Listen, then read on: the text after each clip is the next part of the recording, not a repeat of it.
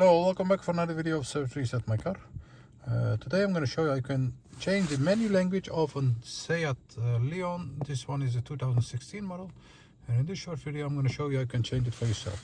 So start, I want to mention our YouTube channel, Service Reset My Car. Have a look at the channel for more than 500 other videos on how to reset different model cars, change languages, some tips and tricks. Use the commentary if you have any questions and I'll get back to you as soon as possible. Okay, let's start right away. First of all, ignition must be turned on. Our navigation system must be on because we're going to change it over here. Find the menu button on the right side.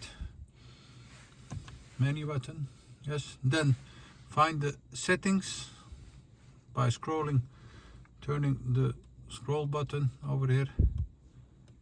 Once you are here, setup, press, and you'll see the language. Find the desired language. Let's say it's in English. I'm gonna do English in US, English mode in US. This one.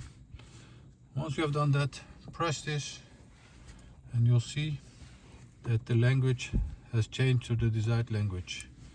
So once again, menu, find the settings button, press language, press